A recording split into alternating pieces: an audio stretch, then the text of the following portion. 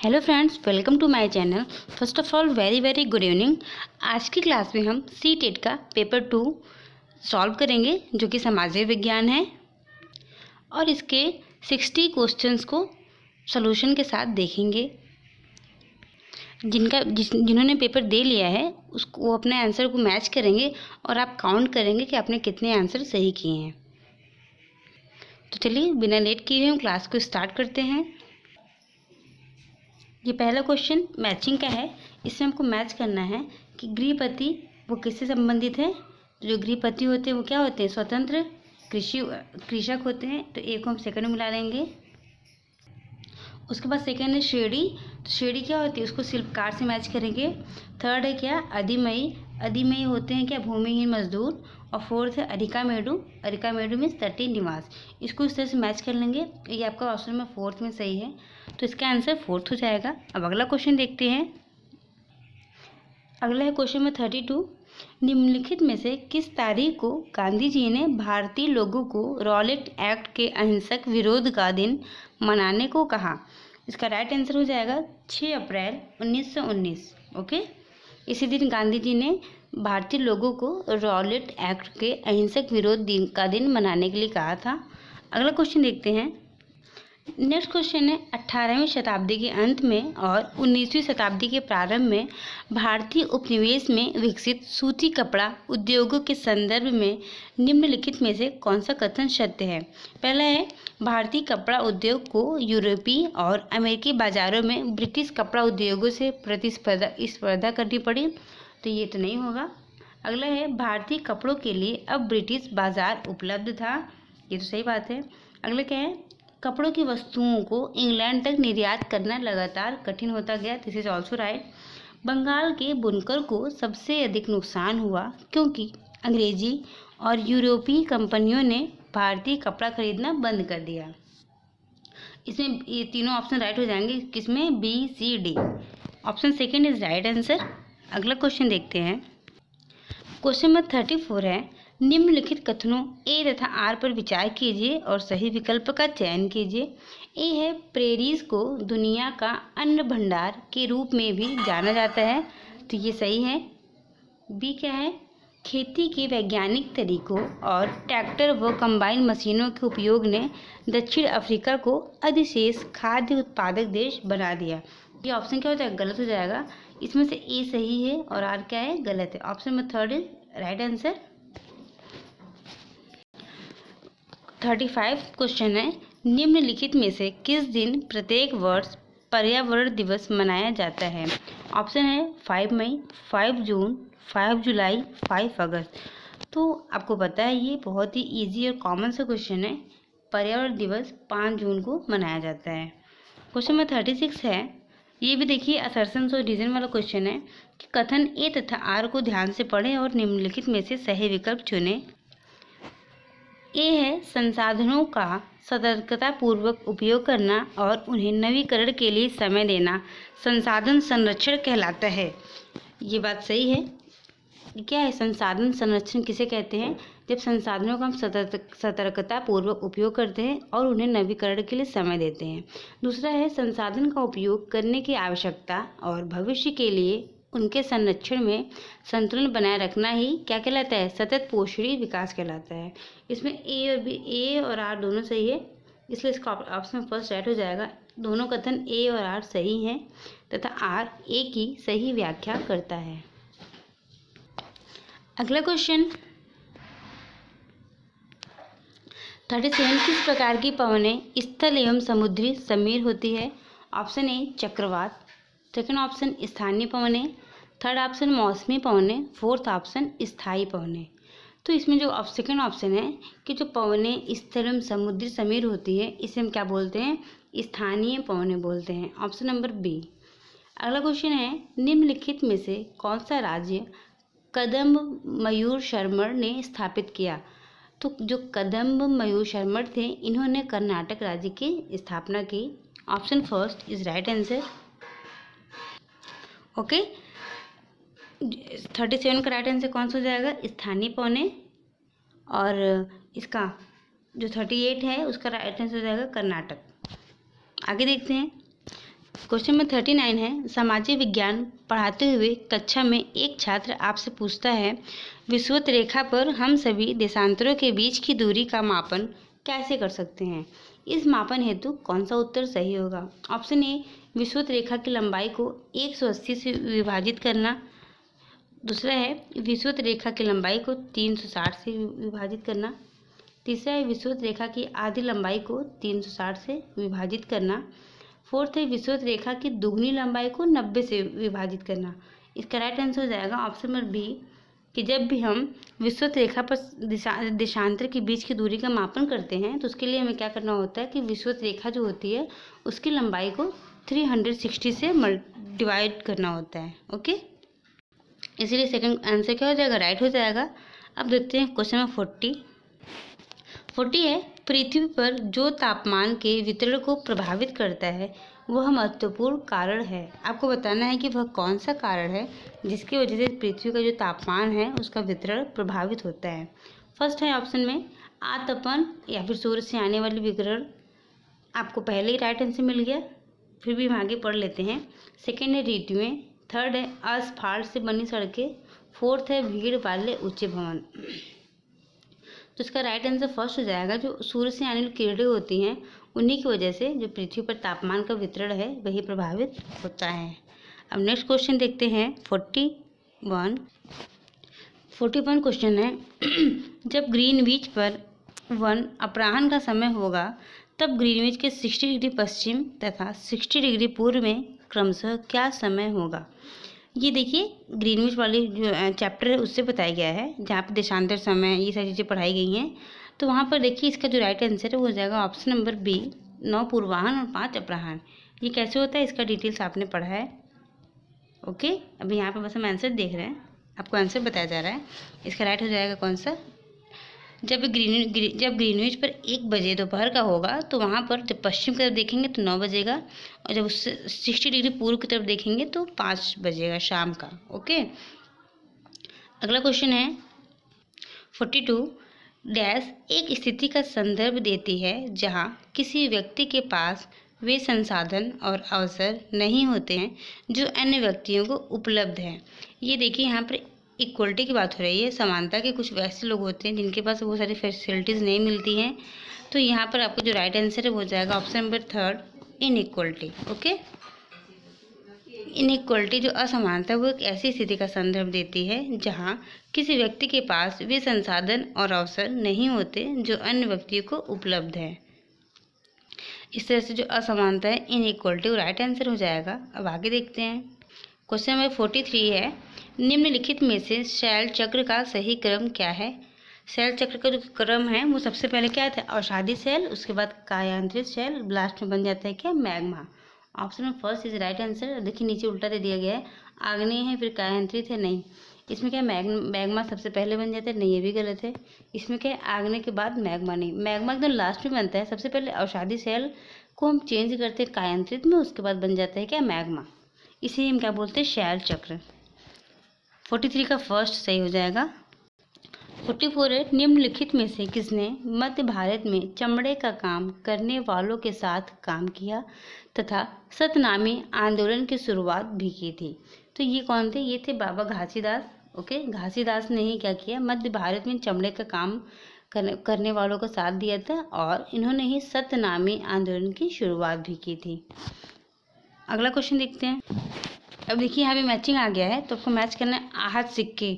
आहत सिक्कों को मैच करेंगे किससे? मुहर लगे चमकदार बर्तन, नहीं, जो मुहर लगे चमकदार बर्तन है वो उसको मैच करेंगे हम उत्तरी काल के चमकीले पात्र। ठीक, जो आहत के सिक्के हैं वो क्या? डाई के प्रयोग से। और उसके बाद आता है इसको ऐसे मैच करेंगे। बी को मैच करेंगे किसमें? थर्ड में। और जो सी हमारा है क्या? एफोरा। एफोरा हमारा क्या? लंबा दोहरे हाथ वाले ये है पात्र है, और जो लास्ट में बचा एरोटिन वो हो जाएगा मुहर वाले चमकदार पत्थर। इस तरह जो आपको सेकंड ऑप्शन है वही राइट हो जाएगा।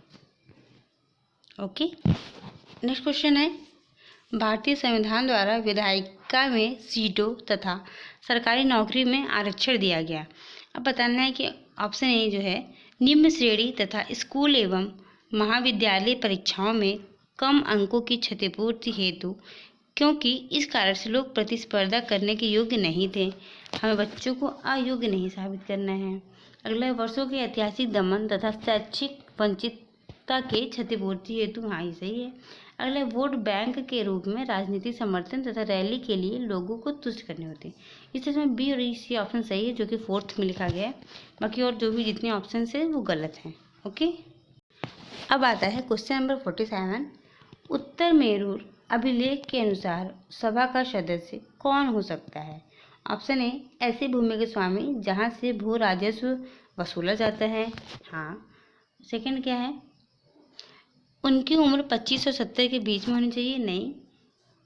तीसरा क्या है, उनके पास अपना घर होना चाहिए, हाँ। और उनको वेदों का ज्ञान होना चाहिए। ये 3 कंडीशन को जो फॉलो करेगा वही क्या हो जाएगा, सभा का सदस्य। ये 3 कंडीशन किसमें दिया है? ऑप्शन नंबर 4th में, ए, सी और डी इज राइट। अगले देखते हैं 48 क्वेश्चन नंबर, साझी संपत्ति संसाधन के बारे में निम्नलिखित में से क्या सही है? ऑप्शन है, इन पर सरकार का स्वामित्व होता है, इन पर निजी कंपनी का स्वामित्व होता है, हाँ। पहला ऑप्शन तो सही है कि सरकार का स्वामित्व होता है, निजी कंपनी का स्वामित्व नहीं होता। और उसके बाद क्या है, इन पर समुदायों का स्वामित्व होता है, हाँ। ए और C is right answer. Okay, A C is right answer. अगला क्वेश्चन देखते हैं। Now come on the next question. Question number 49 is, विविधता कुछ नया और अलग लेकर आती है। संस्कृतियों के परस्पर मिश्रण के कारण, या फिर आनुवंशिक रचना के कारण, समानता और समान लक्ष्यों के कारण, या फिर सजातीय जनसंख्या के कारण। तो जो विविधता होती है वो किसके कारण होती है? संस्कृति के परस्पर मिश्रण के कारण। ठीक है, option number first is right answer. Question number 50 देखेंगे। घास के मैदान के बारे में निम्नलिखित कथनों पर विचार कीजिए तथा सही विकल्प का चयन कीजिए। ऑप्शन ए है, घास के मैदानों के निर्माण में जलवायु एक महत्वपूर्ण भूमिका निभाती है, ये तो बात सही है। प्रेरीज में वार्षिक भर मध्यम स्तर की वर्षा होती है, जबकि वेल्स में सर्दियों के महीने में सूखा पड़ जाता है, ये भी सही है। उसके बाद क्या है, वेल्स में वनस्पति आवरण विरल है, नहीं। वेल्स जो है वो उत्तरी गोलार्ध में पाया जाता है, जबकि प्रेरीज वो दक्षिणी गोलार्ध में, हाँ ये सही है। इस तरह से ए, बी और सी, ए, बी तथा C, first is right answer, others are wrong. Okay, come on the next question. Next question is 51। ग्रहों के बारे में निम्नलिखित में से कौन सा कथन सही है? फर्स्ट है, वे तारों के प्रकाश से प्रकाशित होते हैं, ये तो बात सही है। अगला, वे केवल चट्टानों से बने होते हैं, नहीं। अगला है, सभी ग्रहों के अपने चांद होते हैं, बिल्कुल नहीं। इसमें आपका बस एक कथन सही है, वो भी ऑप्शन ए, इसीलिए फर्स्ट इज राइट हो जाएगा, अदर्स आर रॉन्ग। अब देखते हैं कि 52 क्वेश्चन क्या है। 52 क्वेश्चन कह रहा है, इसमें भी असर्शंस और रीज़न दिए हैं। असर्शन ये है कि 19वीं शताब्दी के अंत तक लोहे की प्रगलन की कला का पतन हो गया और अधिकांश गांवों में भट्टियां अनुपयोगित हो गई। ठीक है। दूसरा क्या कह रहा है कि लोहा प्रगालक को जंगल विभाग को एक उच्च कर का भुगतान करना पड़ता था, जिससे उनकी आय कम कर दी गई। इसमें ए और आर दोनों सही है, और आर जो है वो सही व्याख्या भी कर रहा है, इसलिए फर्स्ट क्या है, सेकंड ऑप्शन जो है वो सही हो जाएगा, and second third are wrong, which is right answer, right is first option. Okay, अगला क्वेश्चन देखते हैं। क्वेश्चन नंबर नेक्स्ट है, इसमें देखिए इधर कृषि पद्धति दी है, इसका वर्णन दिया है और आपको बताना है कि कौन सा युग में सही सुमेलित है। ठीक है। अब देखिए निर्वाह कृषि क्या होती है। कृषि परिवार की आवश्यकता को पूरा करने के लिए जो कृषि की जाती है उसे हम निर्वाह कृषि कहते हैं। तो फर्स्ट तो सही हो गया, ये सही मैच किया। दूसरा गहन कृषि निर्वाह क्या होता है, सघन जनसंख्या वाले क्षेत्र में ये प्रचलित होती है, तो ये भी सही है। तीसरा क्या करें, स्थानांतरित कृषि किसे बोलते हैं, व्यक्ति और पशु एक स्थान से दूसरे स्थान पर जाते हैं, उसे हम क्या बोलते हैं, स्थानांतरित कृषि बोलते हैं। तो यही क्या है, ये गलत है। स्थानांतरित कृषि जो होता है वो ये नहीं होता। ठीक है, इसलिए हमारा जो ऑप्शन नंबर फर्स्ट है ए तथा बी, यही राइट हो जाएगा। बाकी जिसमें भी सी ऑप्शन है वो क्या हो जाएगा, रॉन्ग हो जाएगा, क्योंकि जो मैंने ऑप्शन सी दिया है वही रॉन्ग दिया गया है। ठीक, first is right and second is right. अगला देखते हैं। नेक्स्ट क्वेश्चन है, गैर ब्राह्मण आंदोलन पर निम्नलिखित कथन पर विचार कीजिए और वैध विकल्प को चुनिए। पहला है, ये आंदोलन गैर ब्राह्मण जातियों से आया जिन्होंने शिक्षा तक पहुंच प्राप्त कर ली थी। ठीक है, ये तो सही है। बी क्या कह रहा है, आंदोलन ने तर्क दिया कि आर्य लोग मूल लोग थे। नहीं। सी क्या कह रहा है, आंदोलन उन गैर ब्राह्मण जातियों से आया जिनके पास धन एवं प्रभुत्व था। तो ये बात सही है, मीन्स ए और सी ही वैध है। जो बी है क्या है, वो अवैध ऑप्शन बोल रहा है, क्योंकि यहाँ क्या कहा जा रहा है, आंदोलन ने तर्क दिया कि आर्य लोग मूल लोग थे। नहीं, ठीक। इसमें से कौन सा राइट हो जाएगा, ऑप्शन ए और सी क्या है, वैध हैं, इसलिए ये दोनों राइट आंसर हो जाएंगे। अब अगला क्वेश्चन देखते हैं। नेक्स्ट क्वेश्चन है, निम्नलिखित में से किन कारणों से नवपाषाण युगीन स्थल पुरापाषाण युगीन स्थलों से भिन्न था। इसमें दोनों का अंतर बताना है। पहला क्या है कि ओखल और मूसल का प्रयोग अनाज को पीसने के लिए किया जाता था, इसकी वजह से भिन्न था। हाँ। सेकंड पॉइंट क्या है, बर्तनों का प्रयोग खाना बनाने के लिए किया जाता था। हाँ, तो ये भी सही है। थर्ड क्या है कि विभिन्न प्रकार की चीज़ों से कपड़े बुने जाते थे, ये भी सही है। फोर्थ क्या, पत्थर के औजारों का प्रयोग प्रारंभ हो गया था। तो जो पाषाण जो पत्थर हैं उनके जो औजार बने थे उसका प्रयोग कब से आरंभ हुआ था, नवपाषाण युगीन से हुआ था ना। तो इसलिए ये क्या हो जाएगा, रॉन्ग हो जाएगा। राइट कौन सा हो जाएगा, first, second and third. 56 question है, औपनिवेशिक भारत में विभिन्न कला रूपों के संदर्भ में पढ़ना है आपको, कथन और रीजन दोनों।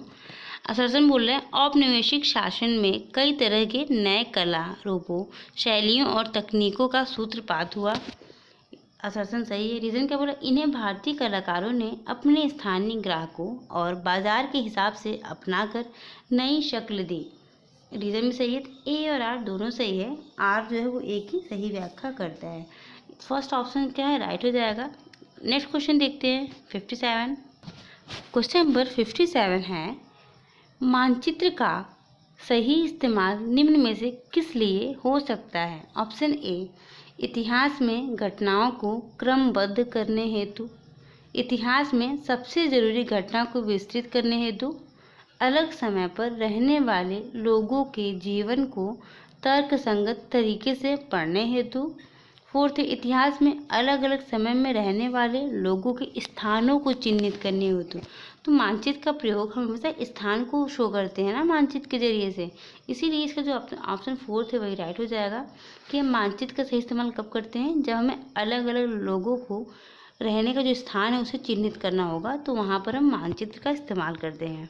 ठीक, इस तरह से जो आपका ऑप्शन नंबर डी है वो राइट हो जाएगा कि मानचित्र का सही इस्तेमाल किस लिए किया जाता है, इतिहास में अलग अलग समय में रहने वाले लोगों के स्थान को चिन्हित करने के लिए मानचित्र का इस्तेमाल किया जाता है।